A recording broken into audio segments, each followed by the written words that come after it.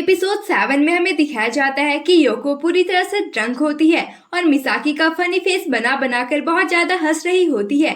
तो आकिरा उसे रोकता है। इस पर योको कहती है कि ये बहुत क्यूट है और क्योंकि ये रात भर यहीं रुकने वाली है तो हमें थोड़ी बातचीत करने की जरूरत है। जिसे सुनकर तो आकिरा कंफ्यूज ही हो जाता है कि ये इसका बात करने का कौन सा तरीका है। फिर योको और मिसाकी स्टोन पेपर सीजर खेलते हैं जिसमें मिसाकी फिर से हार जाती है और योको उसका फनी फेस बनाने लगती है। तो आकिरा उससे माफी मांगता है। देन थोड़ी देर में योको सो जाती है और मिसाकी आकिरा को वहां रुकने देने के लिए शुक्रिया बोलती है। आगे वह आकिरा से योको की एज पूछती है। इस पर आकिरा कहता है कि ये कितने साल की लगती है।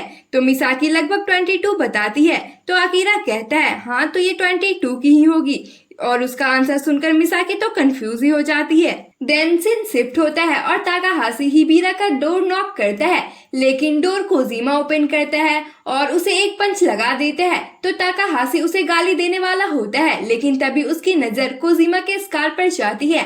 फिर वह अपना इंट्रोडक्शन देता है और दोनों बैड बिहेवियर के लिए एक दूसरे से माफी मांगते हैं। उसके बाद कोजीमा ताकाहाशी से कहता है कि हिबिरा अभी बात ले रहा है और उससे फिर से माफी मांगते हुए कहता है कि मैं 15 सालों से जेल में था। देन वो उससे कुछ पीने के लिए पूछता है तो ताकाहाशी मना करते हुए कहता है कि मैं बस वेयर हाउस की कीज लौटाने आया था। लेकिन फिर कोजीमा के जोर देने पर वह चाय के लिए कहता है तो कोजीमा उसे घूरने लगता है और ताकाहाशी डर कर बियर बोल देता है। फिर कोजीमा बियर लेकर आता है और ताकाहाशी को एक लात मारकर कहता है कि तुम्हें अपने सीनियर से पहले नहीं बैठना चाहिए। तो ताकाहाशी उससे माफी मांगता है। देन कोजीमा उसे पीने के लिए देता है और जब ताकाहाशी उसे लेने के लिए हाथ बढ़ाता है तो कोजीमा कहता है कि इसे दोनों हाथ से पकड़ो वरना मैं तुम्हें मार दूंगा। तो वह वैसा ही करता है। उसके बाद कोजीमा उसे एक चाकू से धमकाते हुए कहता है कि मांगोरो ग्रुप के लोगों को मुझसे बचकर रहने के लिए कहना और फिर उसे अपने लिए एक बियर लाने के लिए कहता है। फिर ताकाहाशी बियर निकालते हुए कहता है कि उन्हें कभी भी बात लेने में इतना वक्त नहीं लगता है। तभी उन्हें कुछ गिरने की आवाज आती है और जब वो बाथरूम में चेक करते हैं तो उन्हें हिबिरा वहाँ गिरा हुआ मिलता है। उसके बाद वो लोग उसे हॉस्पिटल लेकर जाते हैं और वहाँ उन्हें पता चलता है कि हिबिरा को हार्ट अटैक आया है। तो कोजीमा ताकाहाशी से पूछता है कि क्या इसे किसी तरह का स्ट्रेस था। तो वह बताता है कि जब से बॉस के रिलेटिव्स यहाँ आए हैं तब से कैप्टन स्ट्रेस में रहते थे। फिर कोजीमा नेक्स्ट डे बॉस से मिलता है और सारी बातें बताने के बाद ताकाहाशी को अपने साथ रखने का परमिशन भी मांगता है। तो बॉस उसे अलाउ कर देते हैं लेकिन उसे कोजीमा पर कुछ डाउट भी होता है। फिर जब वो बॉस के केबिन से निकलता है तो उसे सुनागावा मिलता है जो अपने हायर पोजीशन में होने का शो ऑफ करते हुए कहता है कि तुम यहाँ फिर से आ गए, तुम्हें शांति से अपने बॉटम लेवल पर काम करना चाहिए। तो कोजीमा कहता है कि क्या तुम मेरे अंडर रहकर नीचे लेवल में काम करना चाहोगे? अगर ऐसा है तो मैं तुमसे फाइट करूंगा। आखिर मैं अपने जेल वाली हरकतों से बाहर नहीं आया हूँ। देन सीन शिफ्ट होता है और आकिरा अपने घर से बाहर निकलता है तो सामने उसे कोजीमा और ताकाहाशी दिखाई देते हैं। फिर कोजीमा पहले अपने कार को अच्छे से निहारता है। उसके बाद आकिरा से पूछता है कि क्या तुम बॉस के रिलेटिव हो? इस पर आकिरा हाँ कहता है। आगे कोजीमा पूछता है कि तुम्हारा रिलेशन क्या है? तो आकिरा कहता है कि मुझे नहीं पता, मुझे बस यहाँ का एड्रेस देकर कुछ टाइम तक रहने के लिए कहा गया है। आगे कोजीमा इसका रीजन पूछता है तो आकिरा कहता है कि ये चीज तुम अपने बॉस से क्यों नहीं पूछते हो? तो कोजीमा कहता है कि मैंने सुना है कैप्टन तुम्हें पसंद नहीं करते थे और तुम यहाँ आराम से रह रहे हो और एक चाकू निकाल लेते हैं। तभी आकिरा कहता है कि मुझे अब अपने जॉब पर जाना है। तो कोजीमा उसे धमकाते हुए कहता है कि अगर तुम यहाँ शांति से रहना चाहते हो तो तुम्हें 50,000 येन पर मंथ पे करना होगा और क्योंकि अगले घर में तुम्हारी सिस्टर भी रहती है तो तुम्हें 1 लाख येन पे करना होगा और चाकू को उसके कान के पास कर लेता है। तो आकिरा बिना डरे उसकी कंडीशन को मान लेता है। उसके बाद सीन मिसाकी पर शिफ्ट होती है जो अपने डेस्क पर देखती है तो उसके घर की कीज वहीं पड़ी होती है। तभी आकिरा भी वहां आ जाता है। देन मिसाकी कहती है कि ये बहुत स्ट्रेंज है क्योंकि मुझे अच्छे से याद है कि कल मैंने कीज अपने बैग में रखा था। तो आकिरा उसे अपने घर का लॉक चेंज करने के लिए कहता है। इस पर वह कहती है कि कोई बात नहीं, वैसे भी वहाँ चुराने जैसे कोई भी चीज नहीं है।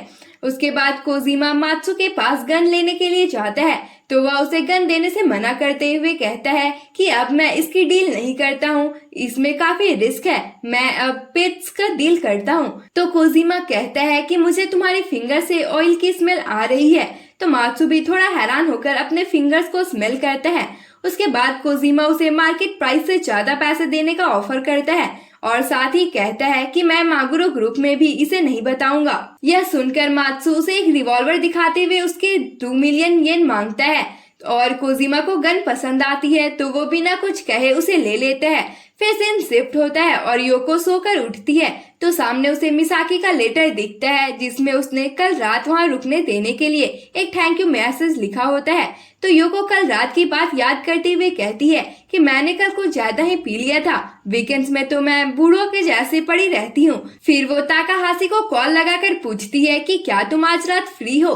तो ताकाहाशी कहता है कि मैं तुम्हें ज्वाइन करना पसंद करूंगा लेकिन आज मैं फ्री नहीं हूँ, जिसे सुनकर योको सैड हो जाती है। तो वह बताता है कि कैप्टन हॉस्पिटल में है इसलिए मैं थोड़ा बिजी हूँ। तभी ताकाहाशी के कार के सामने एक बंदा गिरता है जिससे ताकाहाशी डर जाता है। तभी कोजीमा उसे उस बंदे को गाड़ी में डालने के लिए कहता है। उसके बाद ताकाहाशी फोन कट कर देता है तो योको क्रेजी हो जाती है। वहीं कोजीमा उस बंदे को अपने अड्डे पर लेकर आ जाता है।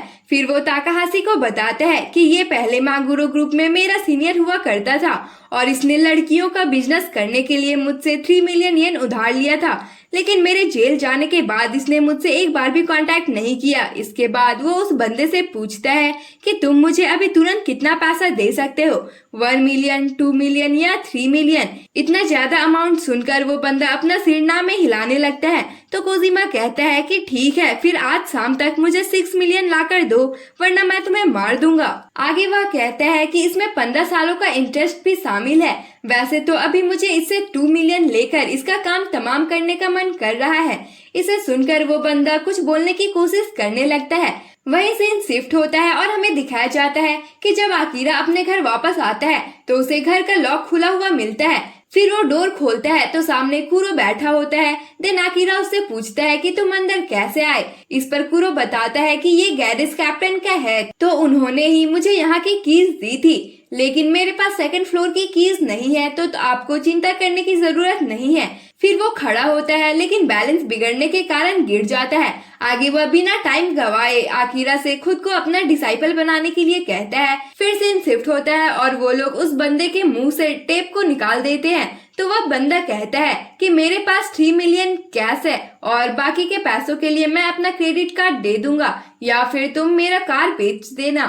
फिर कोजीमा ताकाहाशी से कहता है कि इसके प्लेस पर जाओ और तुम्हें जो भी बैंक पासबुक और जरूरी डॉक्यूमेंट्स मिलेंगे वो यहाँ ले आना, साथ में इसके कार की कीज और पासपोर्ट भी ले आना। यह सुनते ही वो बंदा कहता है कि ये सारी चीजें मेरे सेफ में रखी हुई है जो कि सिर्फ मेरे फिंगरप्रिंट से ही खुलती है। आगे वह उसे कॉल गार्ड सर्विस का भी ऑफर करता है लेकिन कोजीमा गन निकालकर सीधे उसे शूट कर देता है, जिसे देखकर ताकाहाशी की तो हालत ही खराब हो जाती है। वहीं आकिरा कुरो की बात सुनकर कहता है कि मुझे समझ नहीं आ रहा है कि मैं क्या कहूँ। तो कुरो कहता है कि जो भी आप चाहते हैं मैं वही करूँगा। मैं अंडरवर्ल्ड में अपना नाम बनाना चाहता हूँ और इस दुनिया में अपनी छाप छोड़ना चाहता हूँ। यह सुनकर आकिरा कहता है कि इसके लिए तुम्हारा रीजन बहुत गलत है क्योंकि अंडरवर्ल्ड में तुम अपने पीछे कुछ भी नहीं छोड़ सकोगे, यहाँ तक कि तुम्हें कोई जान भी नहीं सकेगा। यही एक प्रो की पहचान है। सीन फिर से शिफ्ट होता है और इस मर्डर को देखने के बाद ताकाहाशी की हालत बहुत ज्यादा खराब हो रही होती है। तो कोजीमा उसे लंबी सांस लेकर खुद को शांत करने के लिए कहता है।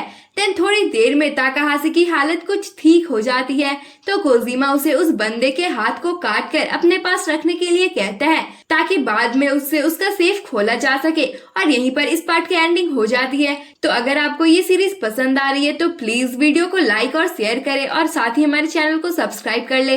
तो मिलता है नेक्स्ट एपिसोड में, तब तक के लिए bye bye, tata and thanks for watching.